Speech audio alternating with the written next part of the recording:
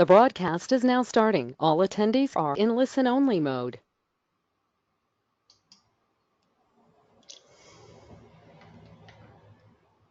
Well, hi everybody. Welcome to the unit number 6 in the Lunch and Learn series. I just want to make sure I'll do a quick sound check, if I may. Could I just ask if you could just go to the question box and type in the word clear? That just lets me know that I'm coming across loud and clear. Thanks, Lisa. Okay. Anyone else? All right. Well, I'll assume that everything's working well. A bit bumpy. Okay. Thanks, Carol. Thank you. Okay, yeah, all right. Well, if it's a bit bumpy, sorry about that. That's probably an internet issue rather than anything at this end. Anyway, we'll plow through. So welcome everyone. We're up to the final unit of the whole Lunch and Learn series, and we're going to look at facilitating effective meetings today. And I want to talk about this subject because the reality is that all of us, of course, attend a lot of meetings. You could argue this is a meeting, and by the time this is over, there's another meeting, and it kind of never ends. But of course, you know, as a leader, team leader, you often have to chair these meetings, and it becomes important to do it right. So I want to talk about a few things that will work there for you. I just got a message here, a few technical issues in Brisbane. All right, I can see you're all in the same room, Annabelle, so hopefully everything's working out for you. Keep me posted anyway. Okay, so you could argue that our life is one long meeting punctuated by a few things, but so it's important we do this right. And I think it's the most underrated skill of a leader to actually facilitate effective meetings. And I don't think it requires too much effort or doing anything differently. So I'm going to share with you a few things that I know work extremely well for me, some things that I've shared with other people, and I think you'll find you can take one or two bits and pieces out of it. I'm sure you'll find it useful. All right, so let's get underway.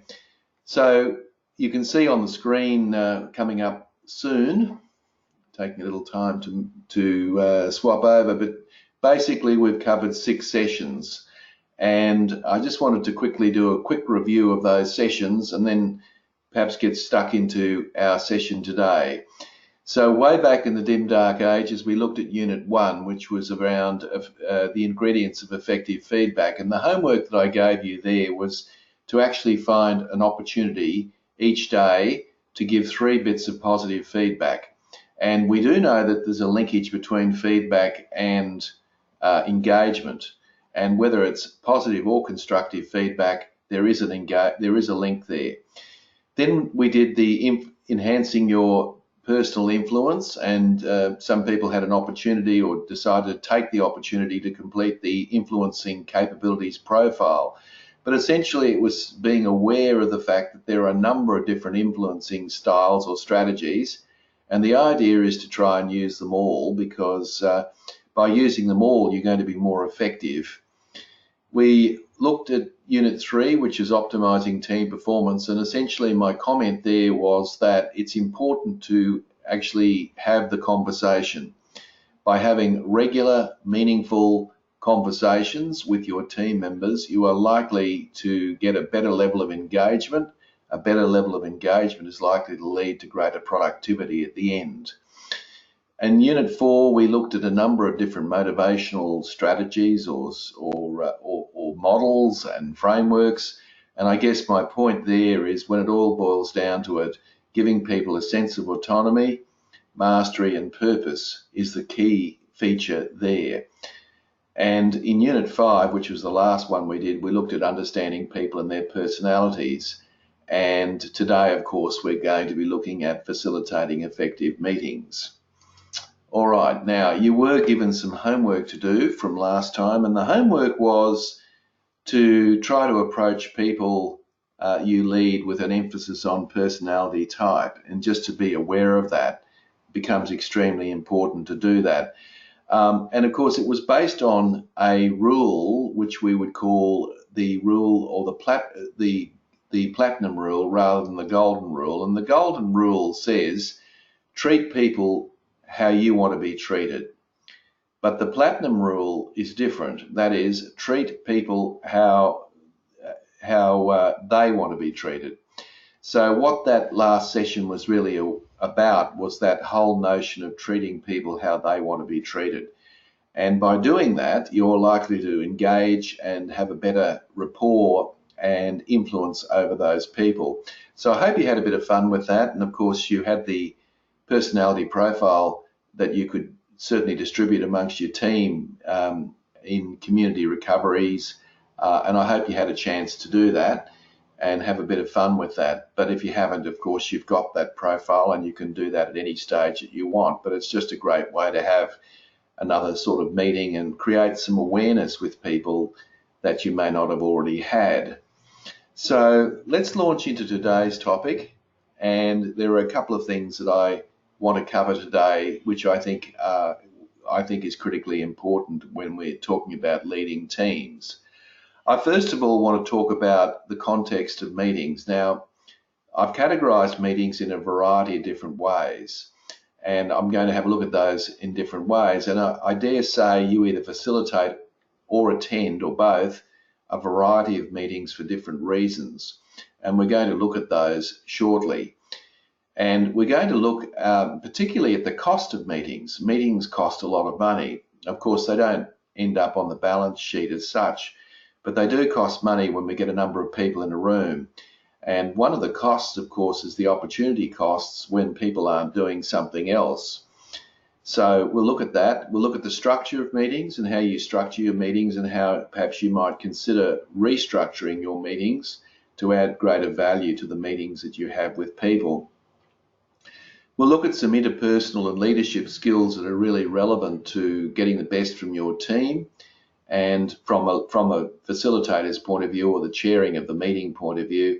And I've got a couple of ideas that I'm going to end up with, some ideas for enriching your meetings and making them even more effective than perhaps they already are. So there's a number of things we're going to cover in our busy session here today after lunch, our last one. And as normal, if you've got questions, comments, observations, and people haven't been shy in community recovery to ask questions and make observations, I would encourage you to do so.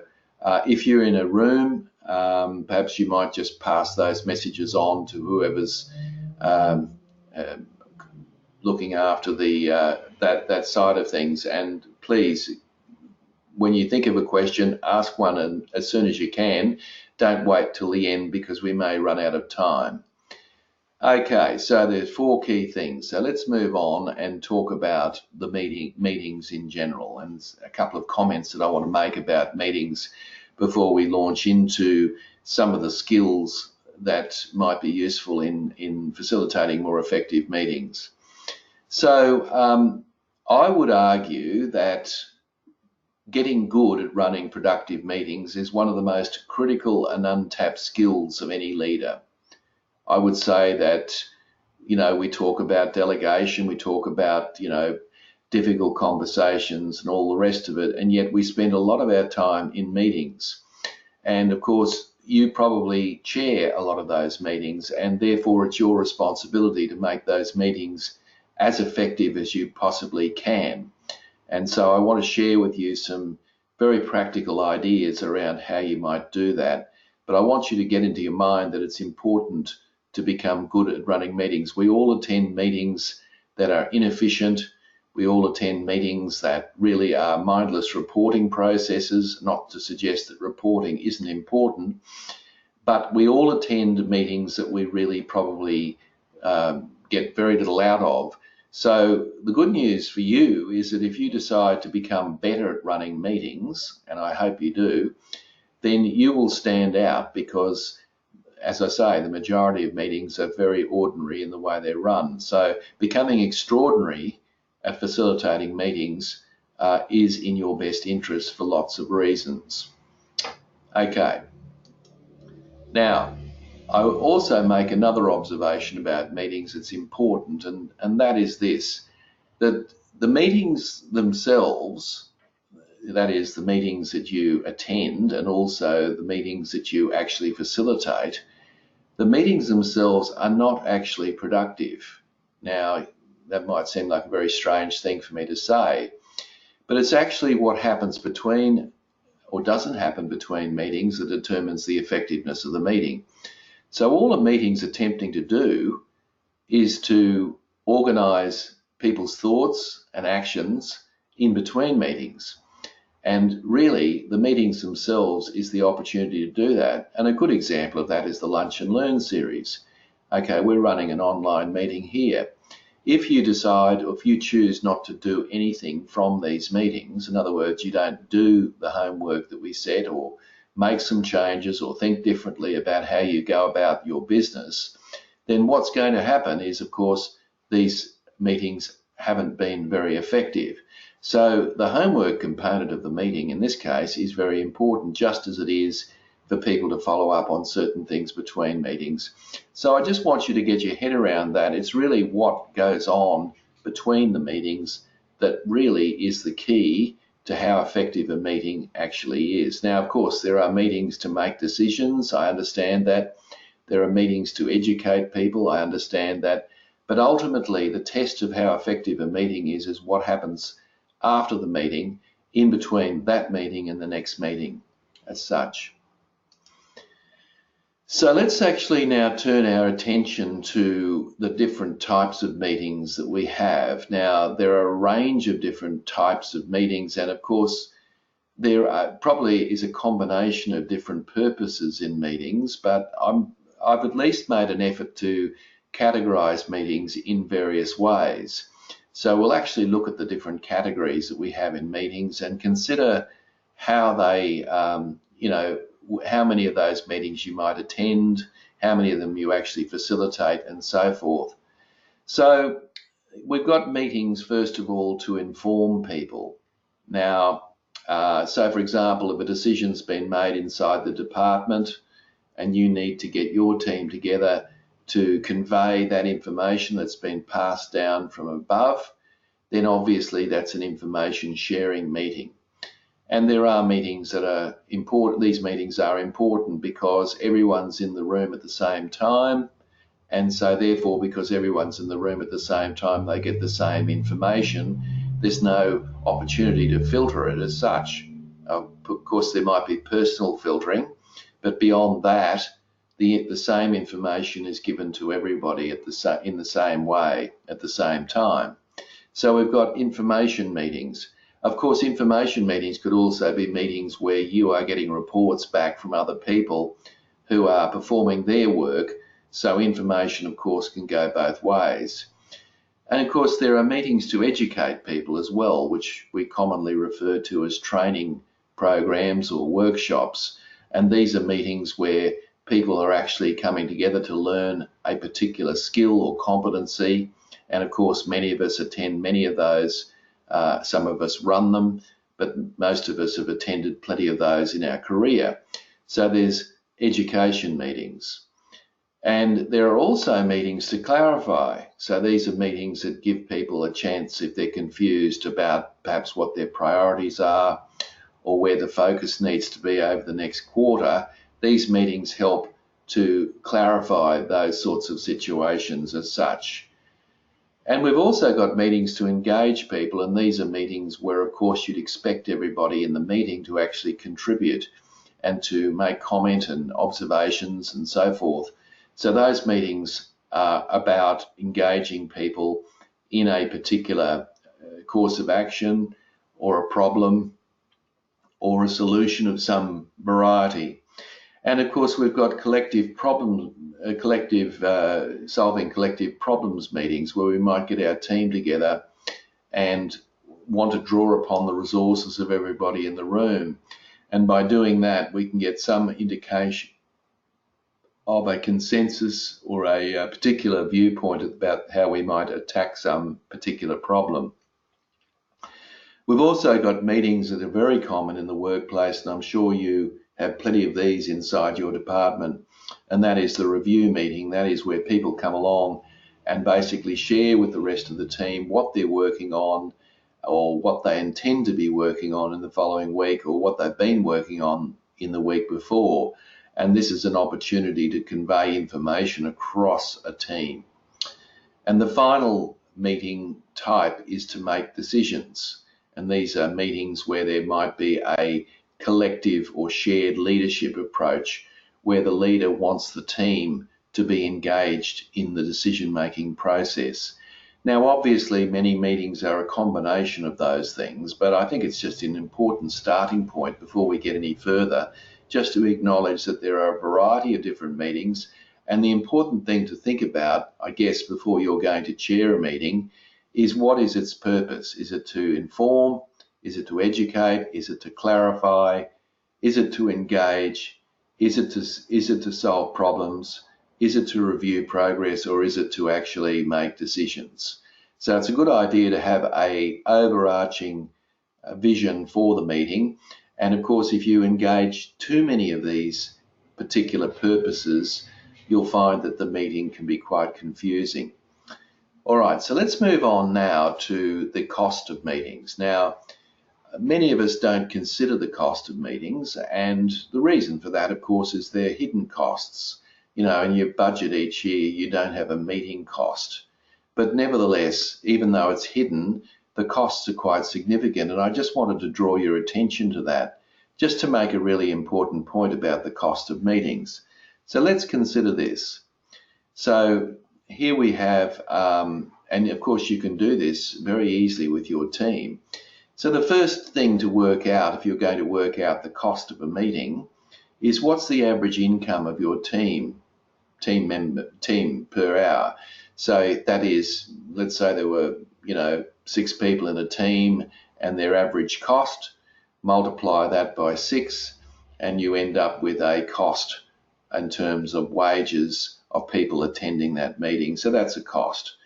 Then it's worth considering how many meetings on average your team members attend per week, and that's not difficult to work out because it's usually in people's calendar. So you can work out the number of hours, or that's the third point really, is how long do these meetings go for. So do they go for an hour? Do they go for 1.5 hours? And work out the number of hours that people spend in meetings a week. You'd be quite surprised at how, maybe you wouldn't be surprised, but it is quite a significant chunk of people's week. And then, of course, how many people have you got in the team?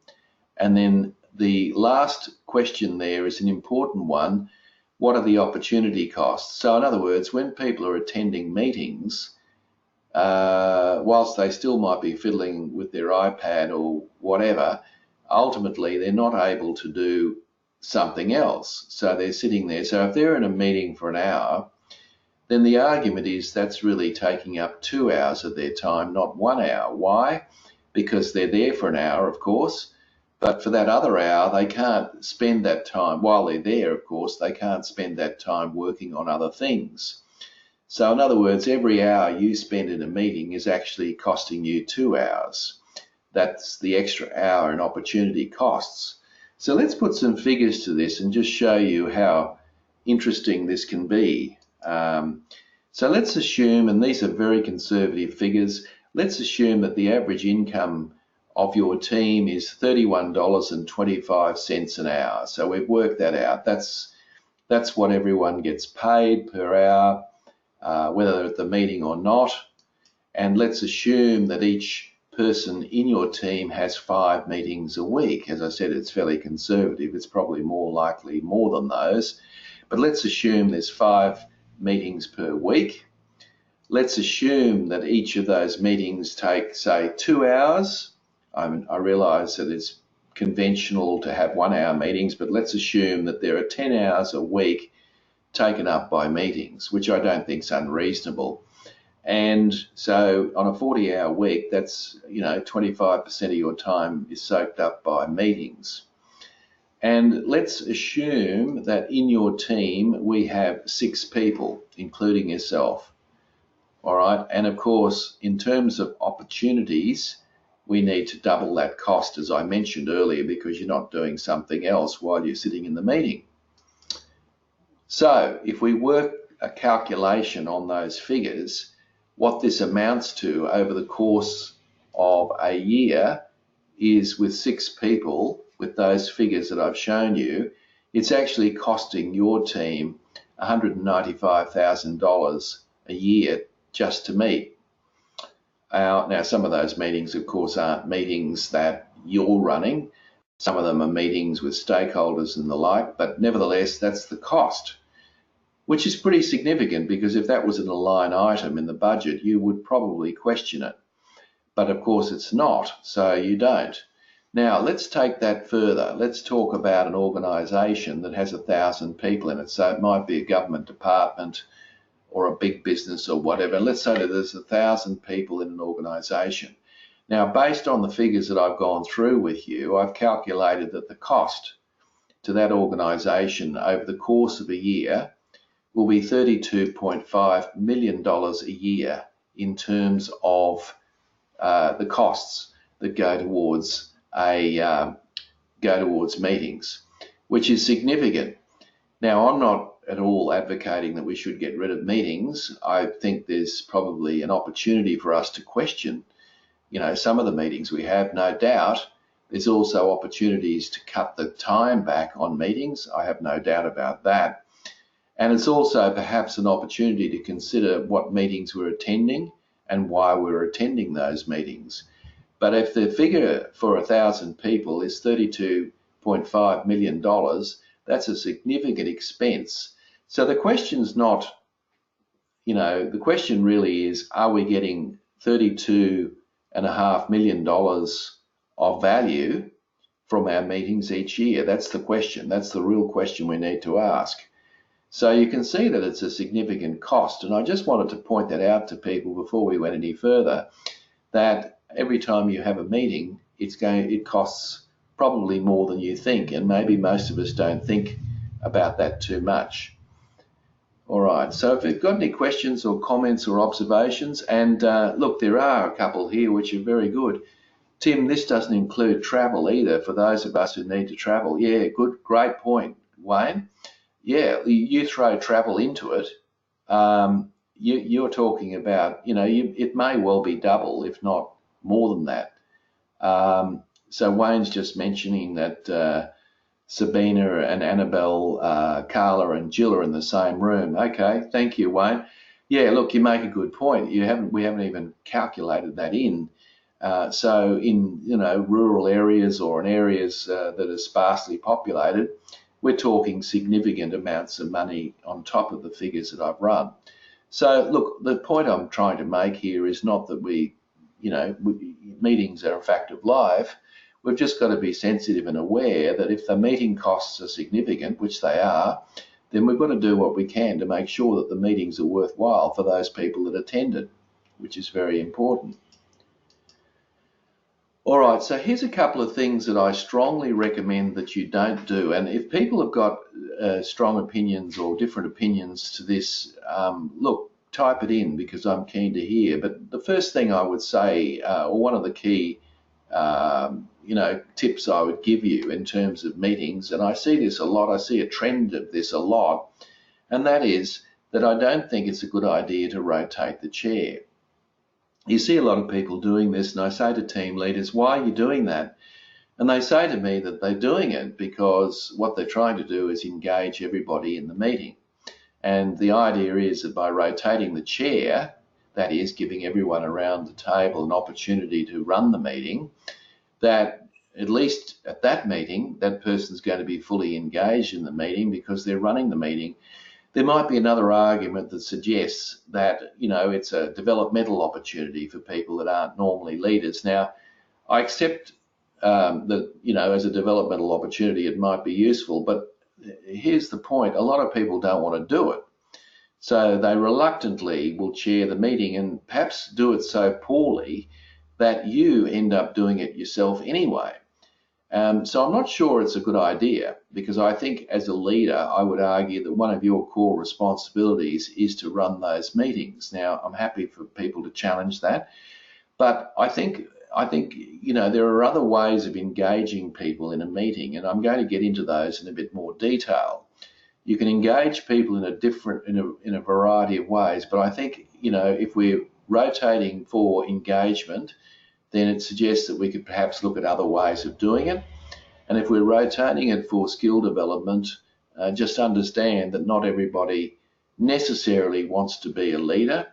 And also, of course, the other thing is, they're being thrown in the deep end, and I'm not too sure it teaches them too much about running meetings. So, I'm of the view that it's probably better not to rotate the chair. Anyone got a view about that? Because I'm open to another view. So if anyone wants to type in and tell me what they think and whether they think that's a good idea or not, happy to hear. Now, the other thing I'd say about meetings, Josephine says she agrees, thank you. Another thing I would suggest is that when you meet with people, what you should be trying to do, ideally, it won't always happen, it will depend on the nature of the meeting, is to try to do 50% reporting and 50% discussion. Now, what do I mean by that? Well, most meetings there's an element of reporting. You want to hear around the table what people have got to say about a particular topic. And that's fair enough because, that's one of the mechanisms where we can share information. And that's a fair and reasonable reason. But that shouldn't soak up the whole meeting. So in other words, what I'm suggesting is that if you can get into some dialogue about a topic for the other 50%, then it's probably likely to be a more fruitful meeting. So you might ask yourself the question, well, what sort of things would we throw on the table?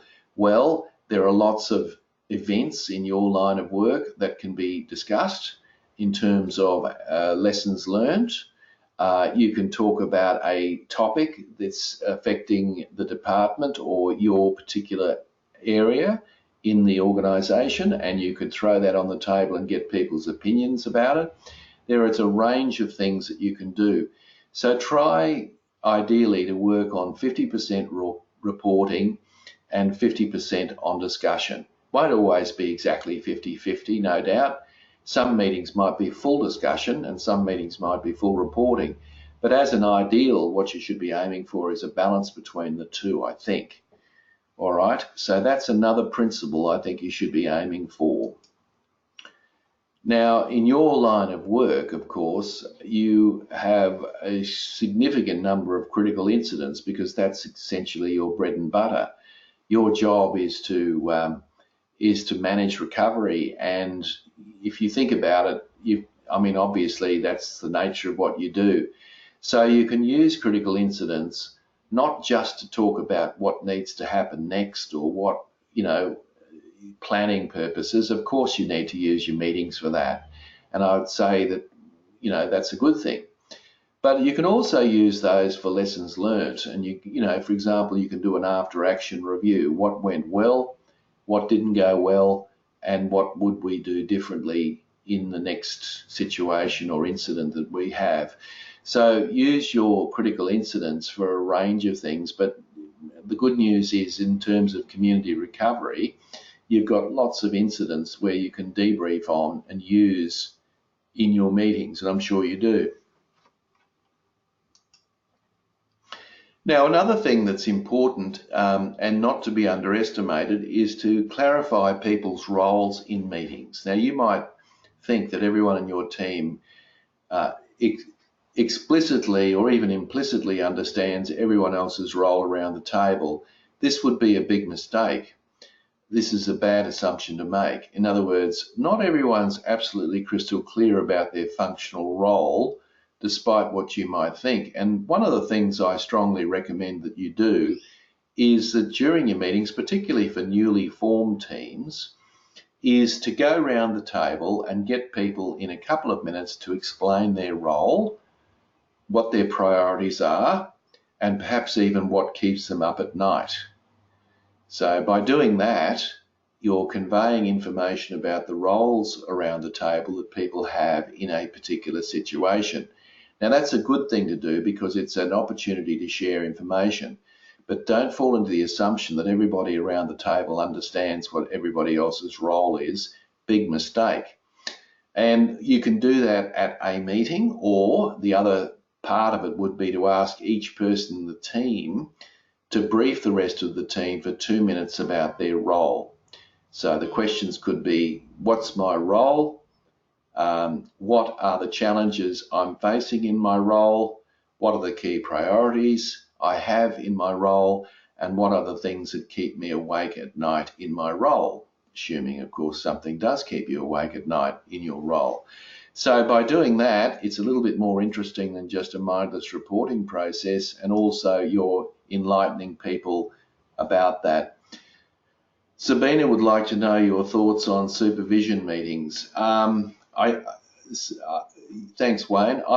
Look, are we talking about meetings where you are supervising people, or are we talking about, just can you give me some bit more clarification on what you mean by a supervision meeting, because it could mean a range of things. It obviously makes sense to you, but I just need a little bit more detail, Wayne, if you could just type in a little bit more as to what you mean by that, and that'll help me answer that question in a little bit more, in a more thoughtful way.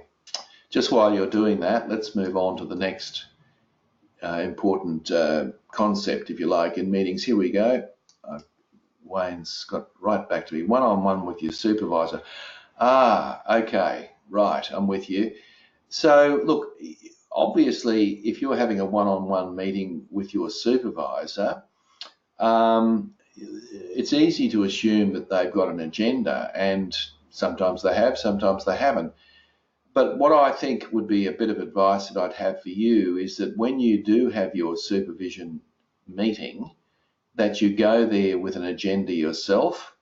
Now, you may not get through the full agenda, of course, but I would have a couple of key points that you want to raise in that meeting.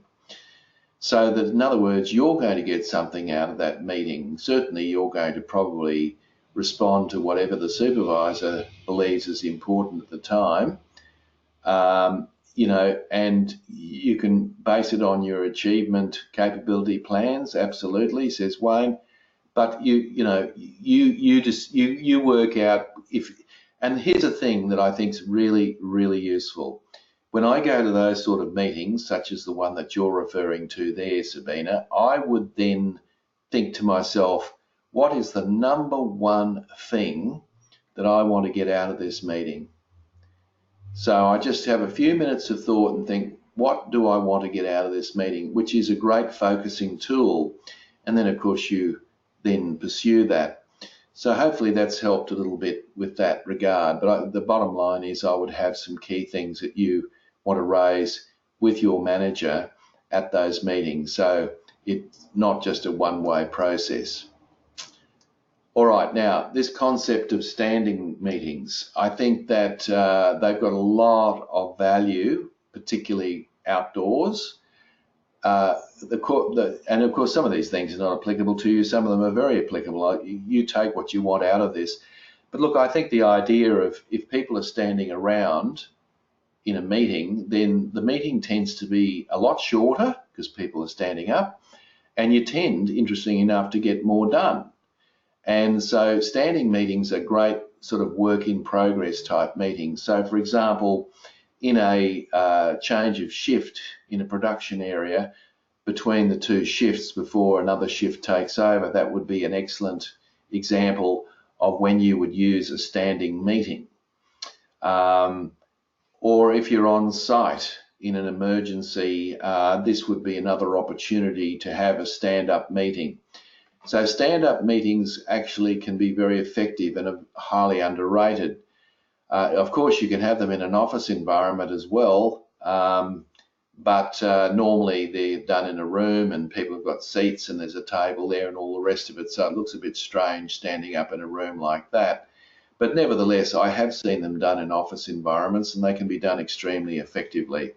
So we just got a comment here. I'll just get back to that. Yeah. Wayne's just mentioning that we do this as part of our agile approach to our projects. Great, Wayne, excellent. They're good debriefing meetings as well. So, again, you can go back to the after action review and you can say what went well, what didn't go well, and what will we do differently next time. 3 key questions and get people's input into those questions. So that's great. Obviously, you're using those, and they're just more efficient because people are less likely to waffle on because they're standing, not sitting. Now, I would say to you that it is important to have an agenda. Now, obviously, if you're meeting ad hoc with someone, you wouldn't have a written agenda, but you certainly would still have an agenda in your head. But I think for a team, when you're getting a group of people together, I think it's important to have an agenda. Now, it does a number of important things. One is it helps you organise yourself in terms of what needs to be covered, of course. Secondly, it gives you control over the meeting, because obviously you can move on to the next topic, which is visible to everybody in the meeting. Thirdly, you can shut someone down if they're waffling on too much, because you can say, look, we really need to move on. We've got a number of things we've got to cover. So there's a lot of good things that can go in an agenda. A couple of key things about agendas. One of the tips I'd give you that I found really helpful is after, once you've written everything down, say there's 5 things on your list, you should order them in terms of their importance. So you talk about the most important thing first, right through the least important thing last. Why? Well, 2 reasons. One is that people are fresh at the beginning of a meeting, so therefore they've got a little bit more mental energy to expend on the problem. And 2, it means that if you don't get through everything on your agenda, you haven't missed the key items, and of course they can be carried over to the next meeting. So that's one thing with an agenda that's very important. The other thing with an agenda that's really important is to put a little, after each item, is to put a number next to it. So for example, I might put bracket 10, close a bracket. So what that simply means is that I've allocated 10 minutes to this topic. Now, you have to estimate that, of course, but if you put 10 minutes next to a topic and somebody happens to be talking about something that's not totally relevant to the topic, it can sometimes be difficult to sort of, get things back to the agenda. But you can easily then say to someone, look, we've only allocated 10 minutes to this item, so could you please just get to the point? And everyone can look down at their agenda and notice that there's 10 minutes for that topic. So that's a very useful tool to help you keep control of the meeting. Now, if you get to the 10 minutes and the conversation is really useful and you're moving in the right direction, there are other things that need to be discussed about that item, then you can keep the discussion going. So in other words, it's an opportunity to say that this is a guideline, and you can use it when you need to, but of course you can ignore it also if you need to. So it's a little simple tool to help you organise yourself in the meetings as well. And so you might want to try that one. The other thing I would always say to you is start meetings at strange times. So if you start meetings at 1 p.m, people might rock up at 10 past 1. But if you you have the meeting starting at 1:10, you'll find that people are a little bit more precise to be there at 1:10. Reason being is it's a very strange number. So having 1:10 can sometimes convince people, and of course it's courtesy, of course, to let people know how long the meeting will go to.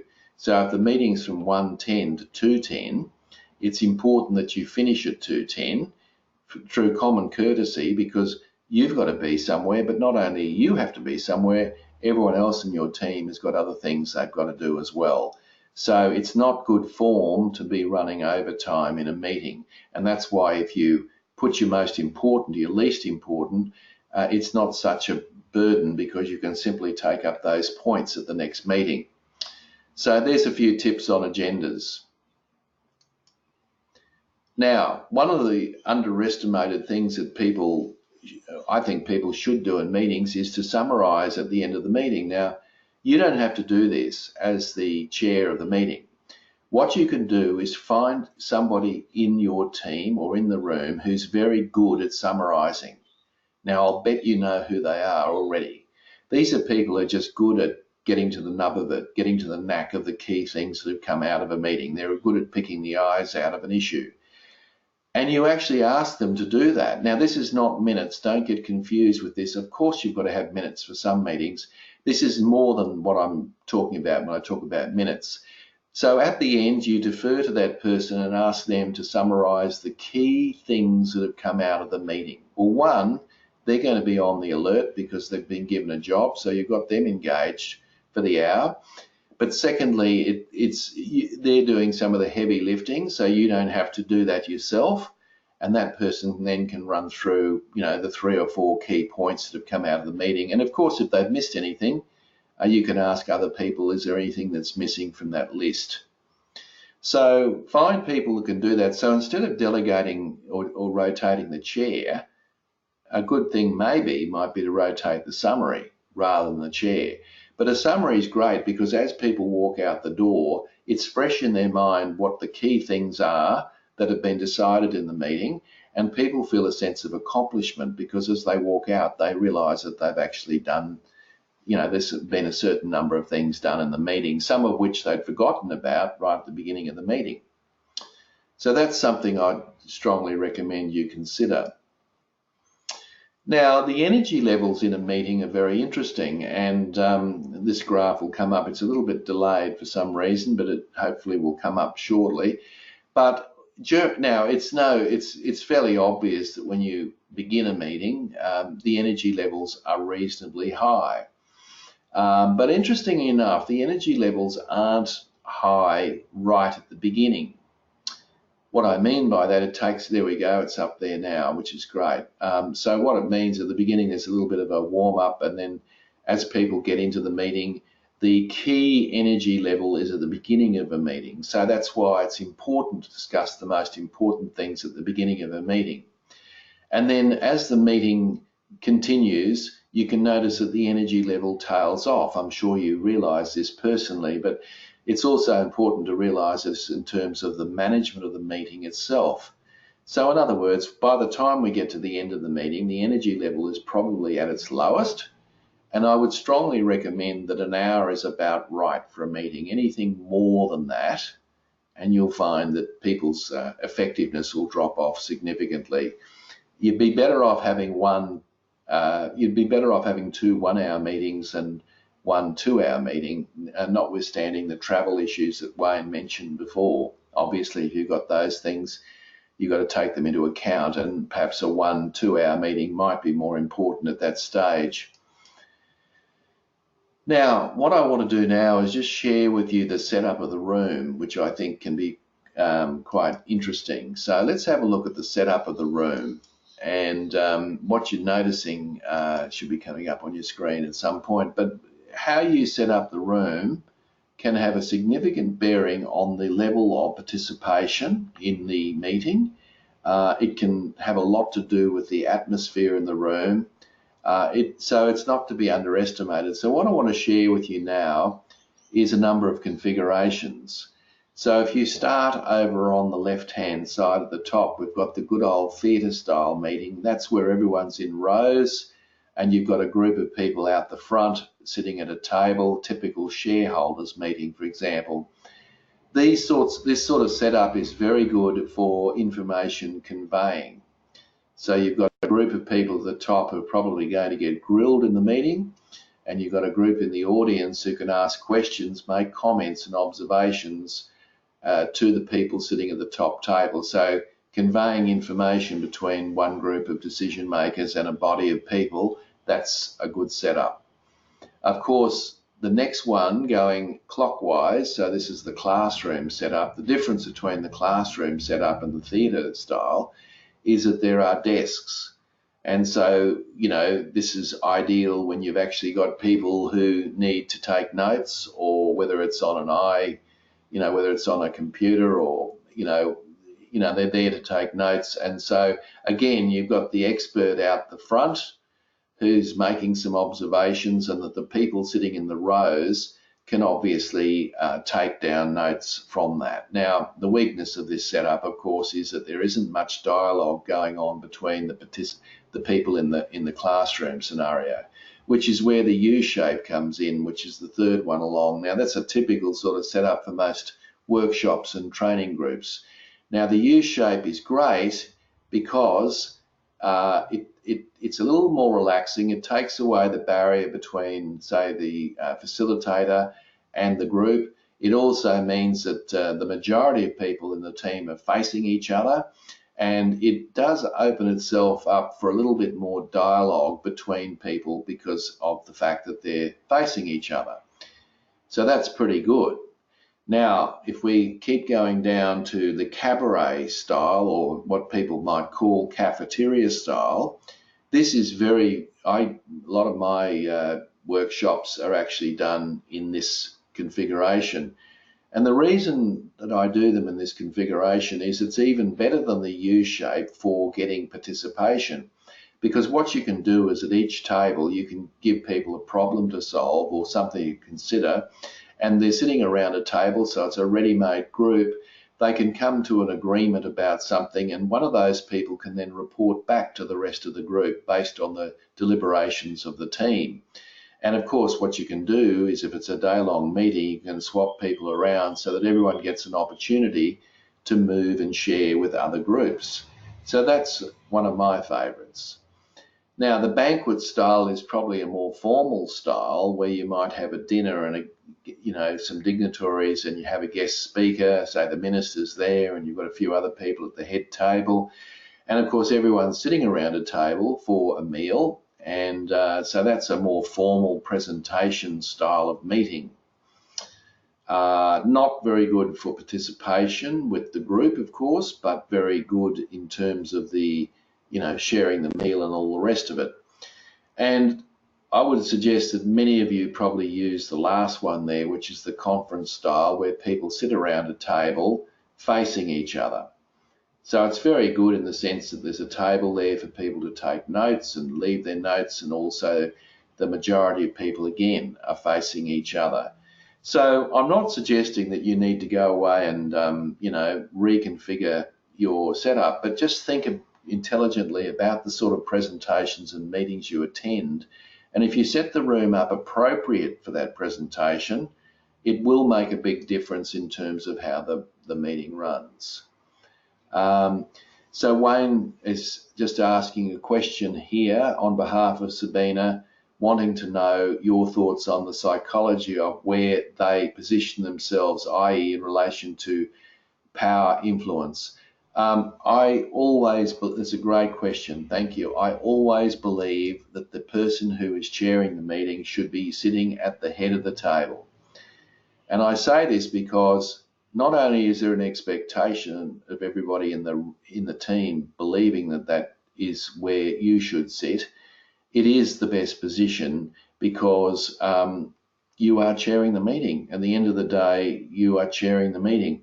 I've had somebody, a CEO in a local government who I was coaching not long ago, say to me that, oh no, I move around, I sit in different spots, I don't necessarily sit at the head of the table. And my advice to him was to sit at the head of the table because that's the role that you're playing at the time. Doesn't mean that you think you're better than everybody else, it just simply means that you're chairing the meeting. The ultimate control of the meeting is in your hands. So it makes sense. So hopefully that helps, Sabina. I just think you should unashamedly sit at the head of the table because that's your role, that's your job. That's the role that you're in at the time. Now, of course, if you're a participant in a meeting, you'd be quite comfortable sitting anywhere, I'm sure. So hopefully that's helped.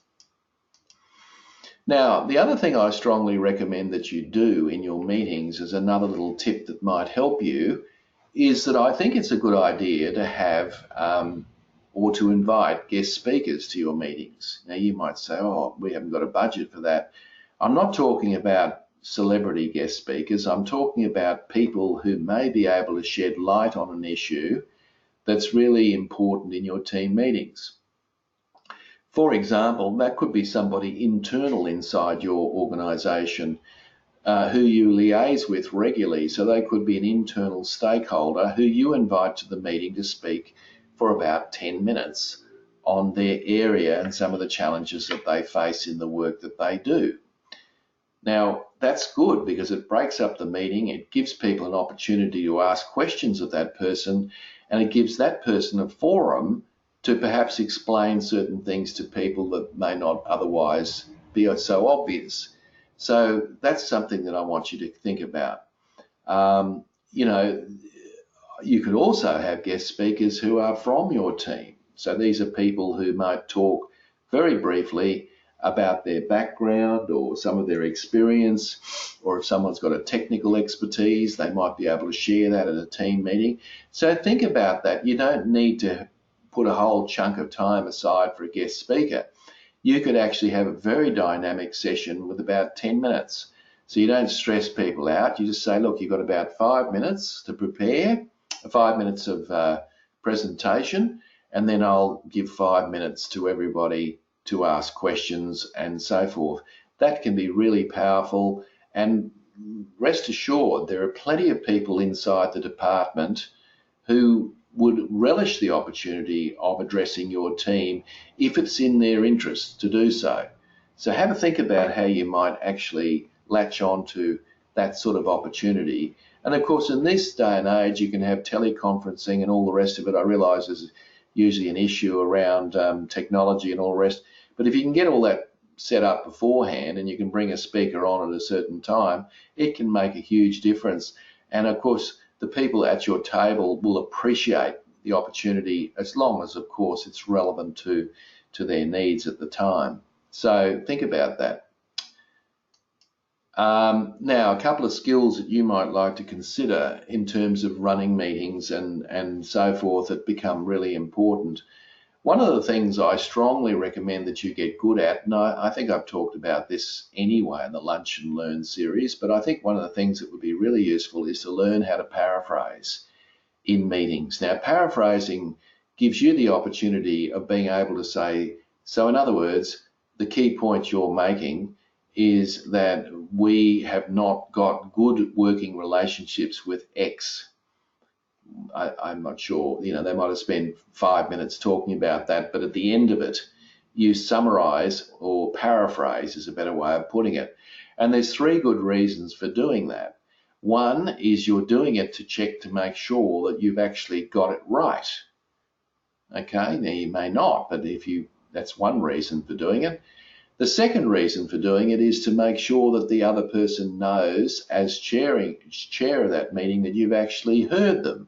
So you've got the nub of their key point and you've explained that to them, which of course is a good thing. And the third and often underestimated reason for doing that is that you can then take control of the meeting back. All right, so by paraphrasing someone, and once you've done that, and assuming you've done that successfully, then you now can move on to either somebody else in the room or to another agenda item and so forth. Does that make sense? So you've got that opportunity. That's how you shut people up who won't be shut up. And if you've got a team of 6, there's always someone who'll want to dominate. So the whole idea is as soon as they draw breath, paraphrase what they're saying, and then as soon as you've done that, you've got the control of the meeting there because you've done that. And of course, you fill the space next by saying, okay, well, we should move on to the next item then. Or, okay, now that I understand your point of view, is there somebody else in the room who has a different point of view? So that's another tool that you can use. Now, the important thing is the art of getting everybody in the team involved in the meeting. Inevitably, you've got people who are difficult to shut up, but equally, you've probably got people who don't say much. Now, how do you get them involved? Ask them. The best thing that I suggest you do is during the meeting, if a few people in the meeting have said something about a topic, then defer to someone else and say, Marie, have you got a comment you would like to add to what's already been said? Now, that's very powerful because Marie could easily say no. Well, that's all right. You've given them the opportunity. You can't force them to speak, but you've at least had the courtesy of noticing that they haven't said anything. It sends a message to Marie that I'm interested in your opinion.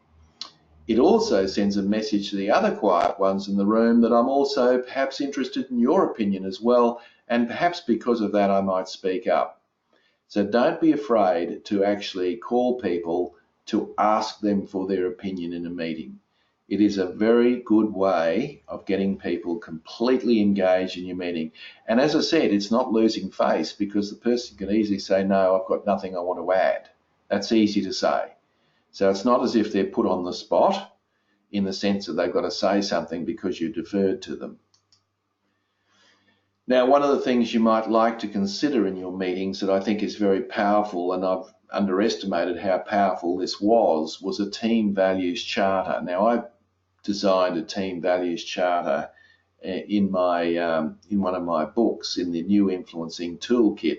Actually, that's 2015, not 2005 at the bottom, typo. I'm going to fix that. So you go around your team and you ask 5 key questions, if you like. 4 will do, but the first question is, if there was one value that's important to you when we meet, what is it?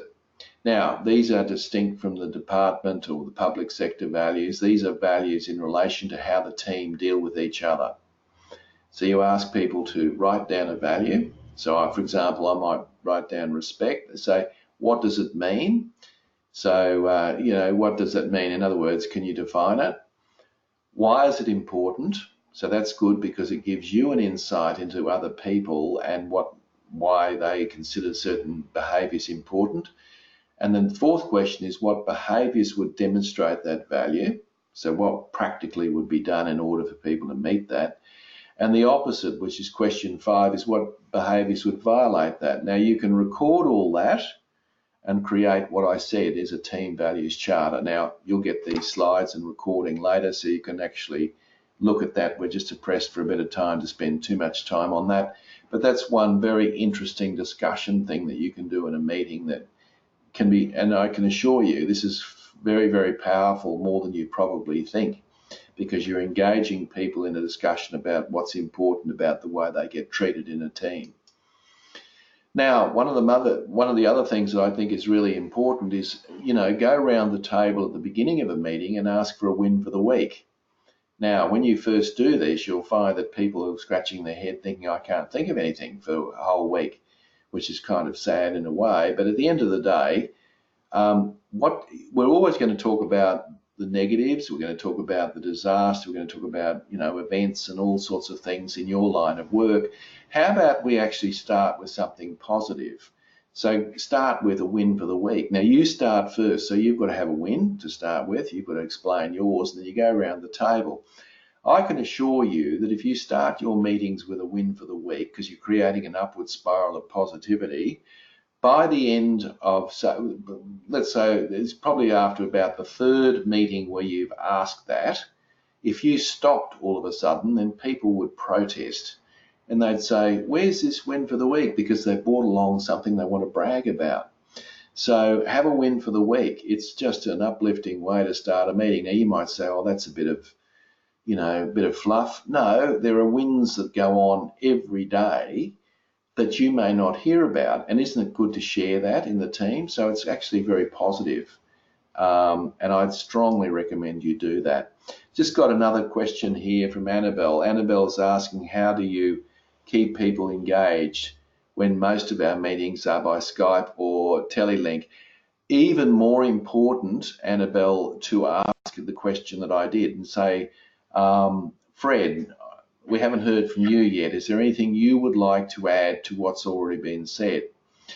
I can assure you only have to do that once, and all the Freds and all the Marys in your Telelink will get the idea that they could be called upon at any particular time. Now, it depends on how big the groups are, of course, but that'd be the way I would do it. And it's a simple way, and as I said, you don't have to call everybody out. People start getting the idea that they could be called upon at any time. So maybe because of that, I'll contribute or at least stay awake, depending on what it is. So guys, that's it from me, and I would suggest to you that there are heaps of ideas there. You don't need to implement them all, but what did you get out of today? What can you implement that might be effective in your meetings? Just one thing. Just go ahead and try something new, and you'll be amazed at the difference it'll make in the team, and that's a good thing. So yeah, have a crack at that. I think that's great. So folks, there it is. Sorry, it's a bit delayed on the screen. I'm a bit slow today, but anyway, that's your homework, to try something new in a team meeting. So that's it from me. We're done. Thank you. I've really enjoyed working with you all. We've had a few issues with I don't know, technology and changing of dates and all the rest. But look, we've got through it. The participation rate has been high. I know that because I'm getting reports back. I know people are trying things, which is great. And I know people are actually sharing a lot of things, which is great. Wayne's just saying, it's been great and we've learned a lot. Thanks, Wayne, that's brilliant. Thanks to all of us for great Lunch and Learn series, Wayne's saying from everyone in the group. Thank you, guys. It's been an absolute pleasure. I've enjoyed it. So look, I've got a couple of other Lunch and Learns. If you guys want to be involved in, we've got a team leader one, we've got an executive one, and of course, spread the word. There may well be other people in the department that could well be interested in doing a Lunch and Learn. I'm more than happy to hear from them. So therein finishes the ad. So thanks everyone, and I wish you all the best for the rest of the week. And thanks for your involvement in the Lunch and Learn. It's been a pleasure working with you. Thank you and goodbye.